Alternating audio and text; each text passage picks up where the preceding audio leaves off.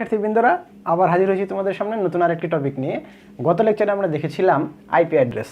তো ওয়েব ডিজাইনের আইপি অ্যাড্রেসে যে ধারণাটা ছিল, আমরা বলেছিলাম আইপি অ্যাড্রেস মনে রাখা আমাদের জন্য অনেক কঠিন ছিল, কেননা আইপি অ্যাড্রেসে 0-1 বাইনারি ডিজিট ব্যবহার করা হয় 32টা, আবার IPv6 জন্য ব্যবহার করা হয় 128টা। তো এটা মনে রাখা আমাদের জন্য সো ডিফিকাল্ট ছিল, প্রত্যেকটা কম্পিউটারের জন্য আলাদা আলাদা করে। সো আমরা কি করেছিলাম, বলেছিলাম যে নেক্সট ক্লাসে আমরা আলোচনা করব নতুন টপিক নিয়ে, সেটি হচ্ছে এই বাইনারি 0-1টাকে কীভাবে আমরা হাইড করে আমরা খুব ইজিলি মনে রাখতে পারি। সেই মনে রাখার জন্য যে কাজটি করা হয় সেটিকে আসলে বলা হয় ডোমেইন নেম। তার মানে একটা নামকরণ করা হয়, সেটাকে বলা হয় ডোমেইন নেম সিস্টেম। যে পদ্ধতিতে নামকরণটা করা হয় সেটাকে বলা হয় DNS বা ডোমেইন নেম সিস্টেম।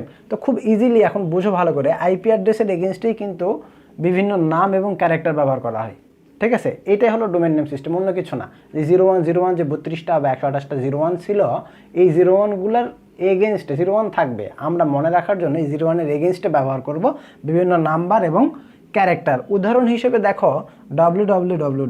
যেহেতু এটা ওয়ার্ল্ড ওয়াইড ওয়েব, ইন্টারনেট ব্যবহার করার জন্য, এইটা দেখো domain name. ICT tutor home, এইটা একটা ডোমেইন নেম। আর .com এটা হলো জেনেরিক ডোমেইন, এটা আমরা টপ লেভেল বা জেনেরিক ডোমেইন আমরা দেখবো, সমস্যা নাই। তো এইটা আসলে একটা ডোমেইন নেম। এই যে ডোমেইন নেমটা একটা আইপি অ্যাড্রেসের এগেনস্টে, সেই আইপি অ্যাড্রেসটা হলো এটা, ঠিক আছে? 198.54.116.253। আমরা গত লেকচারে দেখেছিলাম বাইনারি ডিজিটগুলোকে আমরা কি করেছিলাম, ডেসিমেল বা দশমিক সংখ্যায় রূপান্তর করেছিলাম। এখানে সেই দশমিকটাই লেখা হয়েছে। এখন এই দশমিক 198 যে বাইনারি সেটা লিখবা, 54 বাইনারি লিখবা, 116 বাইনারি, 253 বাইনারি লিখলেই তোমরা আইপি অ্যাড্রেসের যে 32টা বিট ছিল সেই 32টা বিট পেয়ে যাবা। তো এই জিনিসগুলোকে আসলে ছোট ছোট করে আমাদের সুবিধার্থে, মানুষের সুবিধার্থে, মনে রাখার সুবিধার্থে বাইনারি থেকে ডেসিমেলে নিয়ে আসছে। ডেসিমেল থেকে এখন বলে যে না, ডেসিমেলে মনে রাখা অনেক ডিফিকাল্ট, তাই একটা নাম দিয়ে দিল, ঠিক আছে? এই নামটাকেই বলা হইতেছে ডোমেইন নেম। ক্লিয়ার? আশা করি তোমরা এতটুকু বুঝতে পারছো। এই ডোমেইন নেমের দুটি অংশ থাকে। এই দুটি অংশ, একটি হচ্ছে এইটি আর একটি হচ্ছে .com। তাহলে এই অংশটাকে বলা হয় সেকেন্ড লেভেল ডোমেইন, ঠিক আছে? আর এই যে .com, এই অংশটাকে বলা হয় রুট বা টপ লেভেল ডোমেন। এই টপ লেভেল ডোমেনকে পরীক্ষায় খুব আসে TLD এর পূর্ণরূপ লিখো, বা TLD কি ব্যাখ্যা করে, এটা খুব নাম্বার কোশ্চিনে এটা আসে। TLD কি ব্যাখ্যা করো, 2016 সালে একটা বোর্ড পরীক্ষার একটা কোশ্চিনে এসেছিল এটা, TLD কি ব্যাখ্যা করো। তো আশা করি তোমরা এতটুকু বুঝতে পারছো। তো আমরা এখন দেখি সেকেন্ড লেভেল ডোমেনটা কি, টপ লেভেল ডোমেনটা কি। সেকেন্ড লেভেল ডোমেন তো খুব ইজিলি বুঝে গেল, যে কোনো একটা নাম, আমার পছন্দ মতো একটা নাম দিয়ে দিলাম, সেই নামটাই আসলে সেকেন্ড লেভেল ডোমেন। আর টপ লেভেল ডোমেন বা TLD, এটি টপ লেভেল ডোমেনের দুটি অংশ আমরা এখানে দেখাচ্ছি। একটি হচ্ছে এই অংশটা আর একটা হচ্ছে এই অংশটা। দেখো একটা ওয়েবসাইটের নাম লিখেছি, একটা ডোমেন নেম www.srcc শহীদ রমিজউদ্দিন ক্যান্টনমেন্ট কলেজ .edu মানে এডুকেশনাল .bd মানে বাংলাদেশ, ঠিক আছে? তো এই অংশটাকে তো আমরা আগেই বলেছি, এটাকে আমরা বলি সেকেন্ড লেভেল ডোমেন।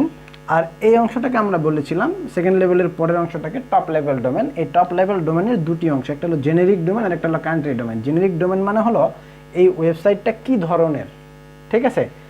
আর কান্ট্রি ডোমেন মানে হলো কোন দেশ থেকে এটা পরিচালনা করা হয়। ক্লিয়ার? আশা করি তোমরা বুঝতে পারছো। তো একটু দেখলে, উদাহরণ দেখলে বুঝতে পারো জেনেরিক ডোমেন কি, কান্ট্রি ডোমেন কি। জেনেরিক ডোমেনের ক্ষেত্রে একটু খেয়াল করে দেখো, জেনেরিক এই যে কথাগুলো, এগুলো জেনেরিক ডোমেন। অর্থাৎ এই SLD বা সেকেন্ড লেভেল ডোমেনের পরে যে অংশটা, সেইটি .net বা নেটওয়ার্কের জন্য এটা ব্যবহার করা হয়। .com মানে কমার্শিয়াল বা বাণিজ্যিক প্রতিষ্ঠানের জন্য। .edu মানে এডুকেশনাল শিক্ষা প্রতিষ্ঠানের জন্য। .gov মানে হলো সরকারি বা গভর্নমেন্ট একটা প্রতিষ্ঠানের জন্য। .mil মিলিটারি বা সেনা, নৌ, বিমান এই ধরনের সামরিক বাহিনীতে ব্যবহার করা হয়, সামরিক বাহিনীরা এই ওয়েবসাইটগুলো পরিচালনা করে। .org মানে হলো অর্গানাইজেশন বা অলাভজনক বিভিন্ন NGO যে প্রতিষ্ঠানগুলো রয়েছে সেগুলা। তো আশা করি তোমরা বুঝতে পারছো জেনেরিক ডোমেনের আসলে মূল কথা হলো বৈশিষ্ট্য, এই ওয়েবসাইটটি কি ধরনের তথ্য বহন করে সেইটি আসলে প্রকাশ করে জেনেরিক ডোমেন দিয়ে। আর কান্ট্রি ডোমেন দিয়ে বোঝায় হলো এই ওয়েবসাইটটা কোন দেশ থেকে পরিচালনা করা হচ্ছে বা কোন দেশের তথ্য এই ওয়েবসাইটে সংরক্ষণ করা হয়। দেখো কান্ট্রি ডোমেনের উদাহরণ .bd মানে বাংলাদেশ। .in যদি এখানে থাকতো তাহলে ইন্ডিয়ার একটা শিক্ষা প্রতিষ্ঠান হইতো। .pk যদি হইতো তাহলে পাকিস্তানের একটা শিক্ষা প্রতিষ্ঠান হইতো। .us মানে আমেরিকার একটা। .uk মানে ইংল্যান্ড। .jp মানে জাপান। তো আশা করি তোমরা এখন ইন্টারনেটে যে কোনো ওয়েবসাইট সার্চ দিলে খুব ইজিলি বুঝে যেতে পারবা যে আসলে এই ওয়েবসাইটে যে ডোমেন নেমটা রয়েছে, এই ডোমেন নেমের কোনটার কি কাজ। www. মানে আমরা আগে বলে দিয়েছি ওয়ার্ল্ড ওয়াইড ওয়েব বা ইন্টারনেট ব্যবহার করার জন্য এটা করা হয়, ইন্টারনেট অ্যাক্সেস লাগে www থাকলে। তারপরে ডোমেইন নেম যেটা, এটাকে তোমার সেকেন্ড লেভেল ডোমেইন বলা হয়। দেন এডুকেশনাল বা কোন এখানকার মধ্যে যেটা থাকবে সেই ধরনের প্রতিষ্ঠান এটা। আর এই অংশটা কান্ট্রি ডোমেন, মানে কোন দেশ থেকে পরিচালনা করা হচ্ছে, এটা আমরা খুব ইজিলি বুঝে যেতে পারবো। তোমরা ইন্টারনেটে সার্চ দিয়ে যে কোনো জায়গা থেকে দেখে নিতে পারো। ওই ওয়েবসাইটে যেখানে সার্চ বার রয়েছে, সার্চ বারে সুন্দর করে দেখতে পারবা, এরকম একটা লিঙ্ক দেওয়া থাকবে। ওই লিঙ্ক দেখে তুমি খুব ইজিলি ডোমেইন নেম সম্পর্কে ডিটেলস ধারণা পেয়ে যাবা। ঠিক আছে, তো আশা করি তোমরা আজকের ক্লাসটি বুঝতে পেরেছো। আজকের ক্লাসটি যদি ভালো লাগে অবশ্যই আমাদের ভিডিওটি শেয়ার করবা, বেশি বেশি করে লাইক দিবা। আর আমাদের চ্যানেলে নতুন ভিউয়ার্স হয়ে থাকলে চ্যানেলটি সাবস্ক্রাইব করে আমাদের পাশেই থাকবা নেক্সট ভিডিওর জন্য। তো ঠিক আছে বন্ধুরা, ভালো থাকো, দেখা হবে আবার পরবর্তী কোনো নতুন ভিডিও নিয়ে। সে পর্যন্ত আল্লাহ হাফেজ।